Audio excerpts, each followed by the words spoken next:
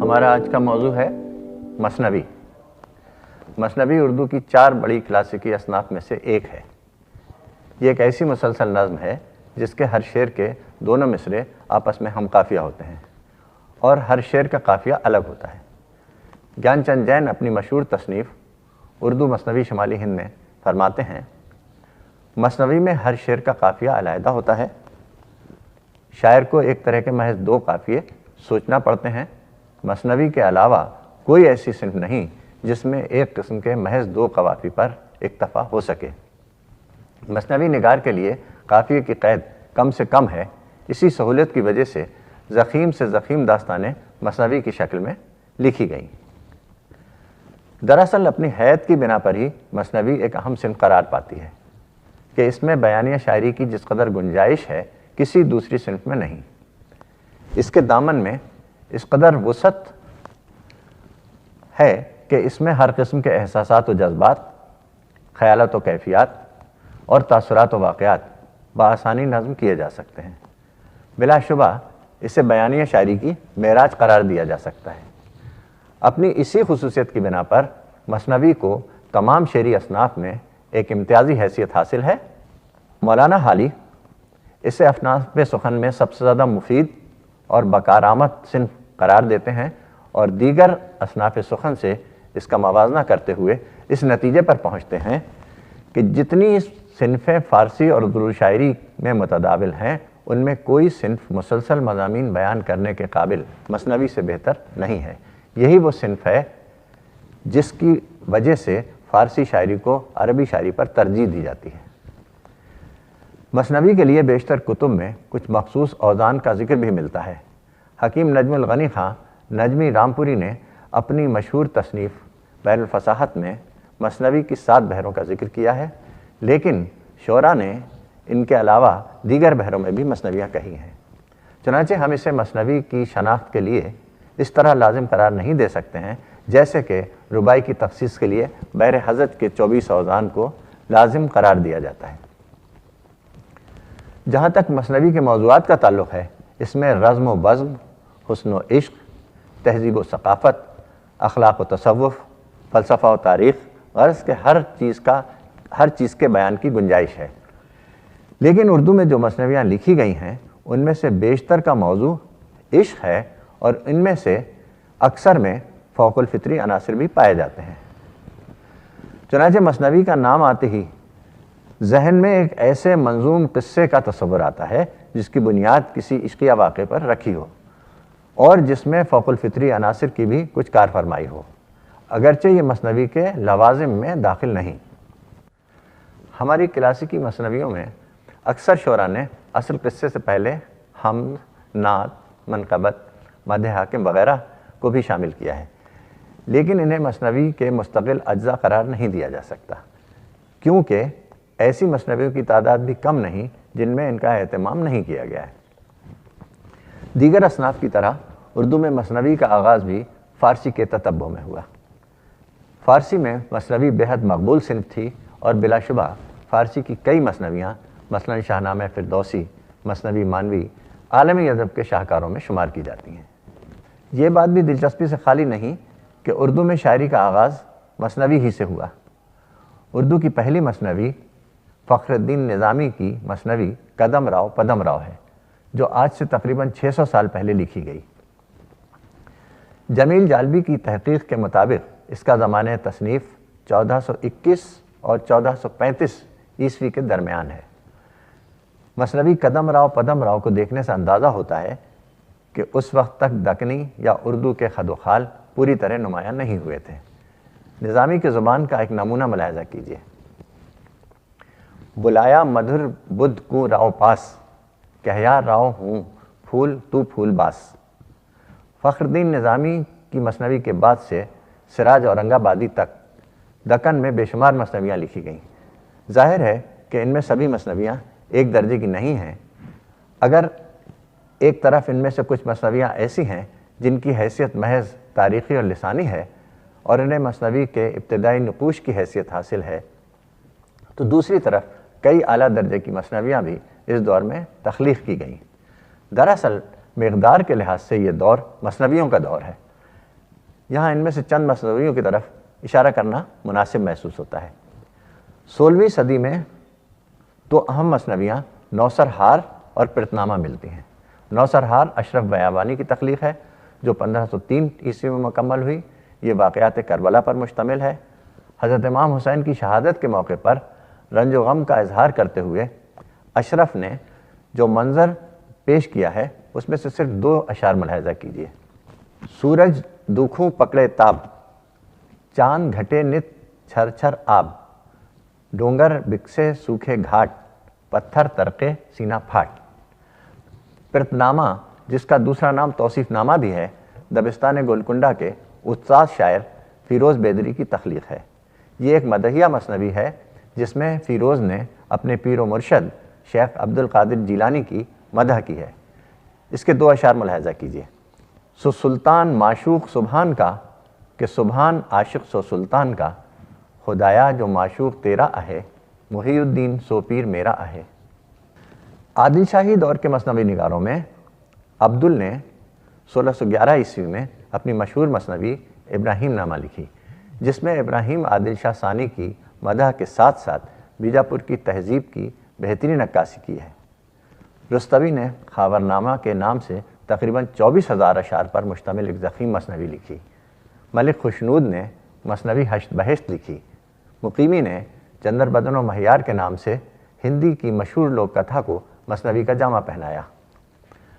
عادل شاہی دور کے مشہور شاعر نصرتی نے گلشن عشق اور علی نامہ کے نام سے 2 مثنویاں لکھیں۔ ان میں سے علی نامہ ایک اعلیٰ درجے کی تصنیف ہے جس میں علی عادل شاہ ثانی کے سوانحی کوائف کو بڑے دلکش انداز میں بیان کیا گیا ہے۔ یہ دکن کی اہم مثنویوں میں سے ایک ہے۔ شاعرانہ مصوری کے علاوہ نصرتی نے اس مثنوی میں میدان جنگ میں علی عادل شاہ کی لڑائی کا بیان بڑے پرزور انداز میں کیا ہے۔ نصرتی کو اپنی مثنوی کے رزمیہ انداز پر ناز ہے، چنانچہ اسے شاہنامہ دکن سے تعبیر کرتا ہے۔ کہتا ہوں سخن مختصر بے گماں، کہ یوں شاہنامہ دکن کا ہے جان۔ بیجاپور کے ایک اور ہم شاعر ہاشمی نے بھی تقریباً 12,000 اشعار پر مشتمل ایک مثنوی یوسف زلیخا لکھی۔ بیجاپور کی طرح گولکنڈہ میں بھی کئی اہم مثنویاں وجود میں آئیں۔ قلی قطب شاہ کے عہد کے مشہور شاعر وجی نے، جو فارسی کا بھی بڑا شاعر تھا، قطب مشتری کے نام سے ایک مثنوی لکھی۔ قطب مشتری کا شمار دکن کی اہم مثنویوں میں کیا جاتا ہے۔ یہ ایک دلچسپ عشقیہ مثنوی ہے جو اپنی شعریت اور زبان و بیان کے اعتبار سے وجی کا ایک اہم شعری کارنامہ ہے۔ چند اشعار ملاحظہ کیجیے۔ چھپی رات اجالا ہوا دیس کا، لگا جگ کرن سیو پرمیس کا، جو آیا جھلکتا سورج ڈاٹ کر، اندھیرا جو تھا سو گیا ناٹ کر، سرخ یوں ہے رنگ آسمانی لیے، کہ کھلیا کمل پھول پانی لیے۔ اسی عہد کے ایک اور بڑے شاعر غواصی نے بھی 2 مثنویاں لکھی، جن میں سے پہلی سیف الملوک و بدیع الجمال ایک عشقیہ مثنوی ہے اور دوسری طوطی نامہ ہتوپدیش کے فارسی ترجمے پر مبنی ہے۔ غواصی کی مثنویاں جذبات نگاری، کیفیت اور زبان کی سادگی اور روانی کی بنا پر اہمیت رکھتی ہیں۔ قطب شاہی دور کا ایک اور بڑا شاعر ابن نشاطی ہے، جس کی مثنوی پھول بن دکنی ادب کے شاہکاروں میں شمار کی جاتی ہے۔ پھول بن ایک عشقیہ داستان ہے جس میں اپنے عہد کی زندگی جیتی جاگتی نظر آتی ہے۔ اس مثنوی میں اس عہد کے رسم و رواج اور طرز معاشرت کی عمدہ تصویر کشی کی گئی ہے۔ ابن نشاطی نے اپنی مثنوی میں صنائع بدائع کا کثرت سے استعمال کیا ہے۔ اسے جزیات نگاری اور مرقع نگاری پر بڑی قدرت حاصل ہے۔ مثنوی میں منظر نگاری کے بہترین نمونے ابن نشاطی کی شاعرانہ قدرت کا ثبوت ہیں۔ ایک باغ کے منظر سے یہ چند اشعار ملاحظہ کیجیے۔ چمن کے نرگساں آئی کے 2 نار، پسا رکھیاں کھڑے تھے نا پلک مار، تھی ہو کر منتظر آوے تو وہ دھن، دعا کرنے کو 10 جیباں سو سوسن، وہ نہیں ہلتے تھے بن میں باؤ سو سرو، تھے دستے دھن کے قد کے ناؤ سو سرو، بھور پھولاں پو بیٹھے سو دسے یوں، کہ مکھ پر گل رخاں کے خال ہے جوں۔ تقریباً اسی زمانے میں گجرات میں بھی کچھ مثنویاں لکھی گئیں، جن میں ایک اہم مثنوی خوب محمد چشتی کی خوب ترنگ ہے جو 16ویں صدی عیسوی میں لکھی گئی۔ اس کی زبان اتنی مشکل ہے کہ مصنف کو خود اس کی شرح لکھنے کی ضرورت پیش آئی۔ گجرات کی دوسری اہم مثنوی یوسف زلیخا ہے جو 17ویں صدی میں امین نے لکھی۔ ولی کے ایک ہم عصر قاضی محمود بحری نے من لگن کے نام سے ایک صوفیانہ مثنوی لکھی جس میں تصوف کے مسائل سے بحث کی گئی ہے۔ اسی دور کے ایک اہم شاعر سراج اورنگ آبادی نے اپنی مثنوی بوستان خیال لکھی جو تقریباً 1160 اشعار پر مشتمل ہے۔ سراج کی مثنوی بھی اردو کی بہترین مثنویوں میں شمار کی جاتی ہے۔ دکن سے جب ہم شمالی ہند کی طرف رخ کرتے ہیں تو ہمیں سب سے پہلی مثنوی افضل پانی پتی کی وکٹ کہانی ملتی ہے جو 12 ماسے کے انداز میں لکھی گئی ہے۔ یہ 1625 عیسوی سے پہلے کی تخلیق ہے۔ اس کے بعد صدر الدین محمد فائز کی چند مختصر مثنویاں ملتی ہیں۔ 18ویں صدی میں خواجہ میر درد کے چھوٹے بھائی میر محمد اثر نے مثنوی خواب و خیال لکھی جو کافی مشہور ہوئی۔ خدائے سخن میر تقی میر جن کا خاص میدان غزل ہے، مثنوی کے بھی اچھے شاعر تھے۔ ان کے کلیات میں 35 مثنویاں موجود ہیں۔ اگرچہ میر کی یہ مثنویاں مختصر ہیں اور ان میں افسانویت کا عنصر بھی کم ہے، لیکن واقعات کے سیدھے سادے انداز اور زبان و بیان کی سادگی کی بنا پر اہم ہیں۔ شمالی ہند میں مثنوی کی اصل ترقی دبستان لکھنؤ میں ہوئی، جہاں مثنوی کے سب سے بڑے شاعر میر حسن نے کئی مثنویاں لکھیں، جن میں سے 2 مثنویاں سحر البیان اور گلزار ارم کافی مشہور ہوئیں۔ لیکن میر حسن کی شہرت کا اصل مدار سحر البیان پر ہے، جو بلا شبہ ان کا شاہکار ہے اور جس کی بنا پر انہیں اردو کا سب سے بڑا مثنوی نگار تسلیم کیا جاتا ہے۔ یوں تو یہ ایک عشقیہ داستان ہے، لیکن اس میں میر حسن نے لکھنوی تہذیب و ثقافت کی بہترین مصوری کی ہے۔ مثنوی کی زبان بے حد صاف ستھری اور دلکش ہے اور اس میں جذبات نگاری اور منظر نگاری کے عمدہ نمونے پیش کیے ہیں۔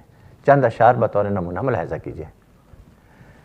خفا زندگانی سے ہونے لگی، بہانے سے جا جا کے سونے لگی، ٹھہرنے لگا جان میں اضطراب، لگی دیکھنے وحشت آلودہ خواب، نہ اگلا سا ہنسنا نہ وہ بولنا، نہ کھانا نہ پینا نہ لب کھولنا، جہاں بیٹھنا پھرنا اٹھنا اسے، محبت میں دن رات گھٹنا اسے، کہا اگر کسی نے کہ بیوی چلو تو اٹھنا اسے کہے کہ ہاں جی چلو۔ منارہ الطاف حسین حالی میر حسن کی مثنوی سحر البیان، جسے وہ مثنوی بدر منیر کہتے ہیں، کی تعریف کرتے ہوئے فرماتے ہیں، میر تقی میر کے بعد میر حسن دہلوی کی مثنوی بدر منیر نے ہندوستان میں جو سچی شہرت و مقبولیت حاصل کی ہے وہ نہ اس سے پہلے اور نہ اس کے بعد آج تک کسی مثنوی کو نصیب ہوئی۔ سحر البیان کی مقبولیت نے شعراء کو مثنوی گوئی کی طرف متوجہ کیا اور لکھنؤ میں کئی شاعروں نے مثنویاں لکھیں، لیکن وہ مثنوی جس کا نام سحر البیان کے بعد سب سے زیادہ لیا جاتا ہے پنڈت دیا شنکر نسیم کی مثنوی گلزار نسیم ہے۔ اس مثنوی کی سب سے بڑی خوبی اس کا اعجاز و اختصار اور ثنائے بدائع کا خوبصورت استعمال ہے۔ بلا شبہ یہ مثنوی شعریت اور مرثہ کاری کا ایک بے مثال نمونہ ہے۔ چند اشعار ملاحظہ کیجیے۔ سمٹی تھی جو محرم اس قمر کی، برجوں پہ سے چاندنی تھی سر کی، لپٹے تھے جو بال کروٹوں میں، بل کھا گئی تھی کمر لٹوں میں، چاہا کہ بلا گلے لگائے، سوتے ہوئے فتنے کو جگائے، سوچا کہ یہ زلف کف میں لینی ہے، سانپ کے منہ میں انگلی دینی۔ نواب واجد علی شاہ کے دور میں مرزا شوق نے چند مثنویاں لکھیں، جن میں سے ایک مثنوی زہر عشق کو بہت شہرت حاصل ہوئی۔ اس میں ایک عشقیہ قصہ بڑے سیدھے سادے، دلچسپ اور جذباتی انداز میں بیان کیا گیا ہے۔ اس مثنوی کی سب سے بڑی خوبی اس کی سادگی اور بیان کا ایسا انداز ہے جو ہمیں بالکل فطری لگتا ہے۔ مولانا حالی نے شوق کی مثنویوں کی تعریف کرتے ہوئے انہیں میر حسن کی مثنویوں کے بعد سب سے زیادہ لحاظ کے قابل قرار دیا ہے، بلکہ زبان و بیان اور اردو کے عام روزمرہ اور صحت الفاظ کے لحاظ سے وہ انہیں میر حسن کی مثنوی سحر البیان پر بھی ترجیح دیتے ہیں، البتہ ان کے امورل ہونے کے شاکی ہیں۔ زہر عشق کے یہ اشعار ملاحظہ کیجیے جن سے شوق کے فطری انداز بیان اور ان کی زبان کی سادگی اور صفائی کا اندازہ لگایا جا سکتا ہے۔ جائے عبرت سرائے فانی ہے، مورد مرگ نوجوانی ہے، اونچے اونچے مکان تھے جن کے بڑے، آج وہ تنگ گور میں ہیں پڑے۔ کل جہاں پر شگوفہ و گل تھے، آج دیکھا تو خار بالکل تھے، جس چمن میں تھا بلبلوں کا ہجوم، آج اس جا ہے آشیانہ بوم۔ بات کل کی ہے نوجواں تھے جو، صاحب نوبت و نشاں تھے جو، آج خود ہیں نہ ہے مکاں باقی، نام کو بھی نہیں نشاں باقی۔ رشید حسن خان مرزا شوق کی ان مثنویوں کے متعلق فرماتے ہیں، نواب مرزا شوق کی مثنویاں اس زمانے کی لکھنوی معاشرت کی بعض جہتوں کی بہترین ترجمان ہیں۔ یہ گویا تمثالدار آئینے ہیں، ان میں تہذیبی روداد اور شاعری کا ارتکاز ایک نقطے پر نظر آتا ہے، اور اس تہذیبی روداد کے پس منظر میں اودھ کی سیاسی تاریخ کے بعض طاقتور اثرات کا بخوبی مشاہدہ کیا جا سکتا ہے۔ 1857 کے انقلاب کے بعد جب حالی اور آزاد وغیرہ کی کوششوں سے نظم جدید کی تحریک شروع ہوئی تو اس کے لیے مثنوی کو بھی ایک کامیاب حیت کی طرح استعمال میں لایا گیا۔ حالی نے اپنی متعدد نظمیں مثنوی کی حیت میں لکھیں، اسی طرح علامہ اقبال کی مشہور نظم ساقی نامہ بھی مثنوی کی حیت میں ہے، لیکن ان نظموں میں مثنوی کے مخصوص بیانیہ انداز اور قصہ پن کا فقدان ہے، چنانچہ انہیں مثنوی کہنے کے بجائے مثنوی کی حیت میں لکھی ہوئی نظمیں کہنا مناسب ہے۔ 20ویں صدی میں نظم جدید کے ارتقاء کے ساتھ یہ حیت طویل نظموں میں کامیابی کے ساتھ استعمال کی جا رہی ہے، لیکن مثنوی بحیثیت صنف سخن 19ویں صدی کے ختم ہونے سے پہلے ہی اپنے اختتام کو پہنچ چکی تھی۔